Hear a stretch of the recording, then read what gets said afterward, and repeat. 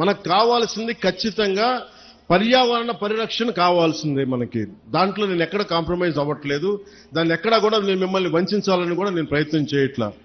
నాకు మీకు కుదరినప్పుడు నేను రాజకీయాలు వదిలేసి వెళ్ళిపోతాను తప్ప నేను మీ న్యాయం చేయలేనప్పుడు నేను కూర్చోబెట్టి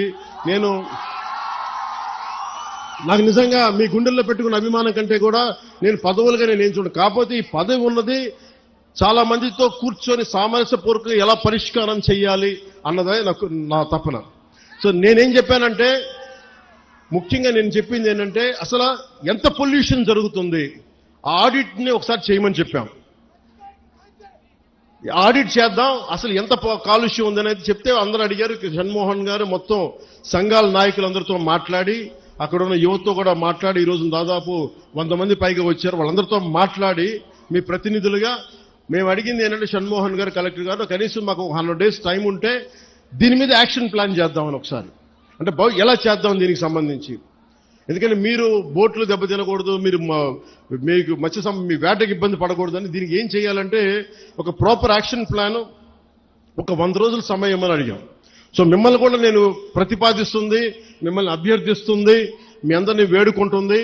మాకు కనీసం ఒక 100 రోజుల సమయం కనుక మీరు ఇస్తే దీనికి ఒక రోడ్ మ్యాప్, ఒక ప్లాన్ క్రియేట్ చేసి మీ ముందు పెట్టి మీ అందరి అనుమతితోటే మనకి ఉపాధి అవకాశాలు ఉంటూనే మనకి కాలుష్యాన్ని ఎలా నివారించాలి అన్న దాని మీద నా ప్రణాళికకి నాకు కనీసం ఒక 100 రోజుల సమయం కావాలి. ఆ 100 రోజుల సమయాన్ని మిమ్మల్ని ఇమ్మని నేను ఆర్జించడానికే నేను ఈరోజు మీ ముందుకు వచ్చాను. నాకు ఒక 3 నెలల నుంచి 100 రోజుల సమయం కావాలి. సో మీరు ఆ 100 రోజుల్లోపు నేను ఒక రోడ్ మ్యాప్, ఒక పరిష్కార మార్గం, అవసరమైతే దీన్ని క్యాబినెట్లో మాట్లాడతాం, లేదంటే అసెంబ్లీలో కూడా మాట్లాడి మీకు న్యాయం జరిగేలాగా నేను ముందుకు తీసుకెళ్తాను. మీ అందరికీ నేను మనస్ఫూర్తిగా మీకు తెలియజేస్తున్నాను. సో నాకు 3 నెలల సమయం మిమ్మల్ని, ఇది ప్రజాస్వామ్యం, నేను 4 గోడల మధ్య కూర్చొని నేను అడగట్లా.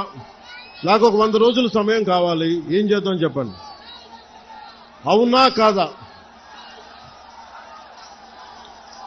100 రోజులు సమయం ఇస్తున్నారా? నాకు ఇస్తున్నారా? 100 రోజులు సమయం ఇస్తున్నారా లేదా నాకు చెప్పాలి. అలా కుదరదు నాకు. ఎందుకు చెప్తా, మీరు 100 రోజుల సమయం ఇవ్వకపోతే, మీరు 100 రోజుల సమయం ప్రాక్టికల్గా మీరు ఆలోచించండి. 100 రోజుల సమయం ఇవ్వకపోతే, ఎందుకంటే రాత్రికి రాత్రి పొల్యూషన్ ఏం జరుగుతుందో మనం ఆడిట్ చేయడానికి కూడా చాలా టైం పడుతుంది. ఆడిట్ చేసిన తర్వాత వ్యర్థాలు ఉన్నాయి అంటే వీళ్ళకి ఎందువల్ల వ్యర్థాలను విడుదల చేస్తున్నారు. ఎందుకంటే మీరు 4 రోజులు ధర్నా చేస్తే 5వ రోజు పరిష్కారం నిజంగా రాదు. ఎందుకంటే దీని వెనక చాలా ఉన్నాయి. పరిశ్రమలు మనం ఇచ్చింది కాదు, వైసీపీ నాయకులు ఇచ్చింది. వైసీపీ నాయకులు ఇచ్చిన పరిశ్రమలు మన కూటమి ప్రభుత్వం వచ్చిన తర్వాత ఇచ్చిన పరిశ్రమలు కాదు. సో అందుకని అలా అని చెప్పి వాళ్ళలాగా భయపెట్టి పారిశ్రామికవేత్తలను భయపెట్టి పారిపోతే అది దేశపరంగా ఇంకోలాంటి సంకేతాలు వెళ్తాయి, అదో ఇంకో సమస్య ప్రారంభమవుద్ది. సో మేము ఆలోచిస్తుంది వయా మీడియాగా మధ్యలో పొల్యూషన్ రాకుండా, మన మత్స్య సంపద చనిపోకుండా ఎలాంటి పరిష్కారం వెతకాలి. అలాగే ఓఎన్జీసీ వాళ్ళు మనకి కొంత కాంపెన్సేషన్ పే చేస్తూ ఉన్నారు, ప్రతి నెలకైనా అడుగుతూ ఉన్నారు. అది మేము పెట్టే ప్రతిపాదన కలెక్టర్ గారితో సంబంధిత మంత్రివర్గంతో మేము అడుగుతుంది.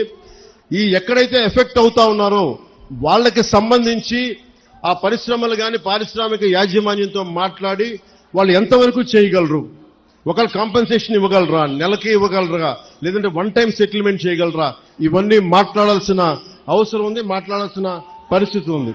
అది మీకు అంటే ఇవన్నీ చేయడానికి నాకు కనీసం ఒక 3 నెలలు సమయం కావాలి.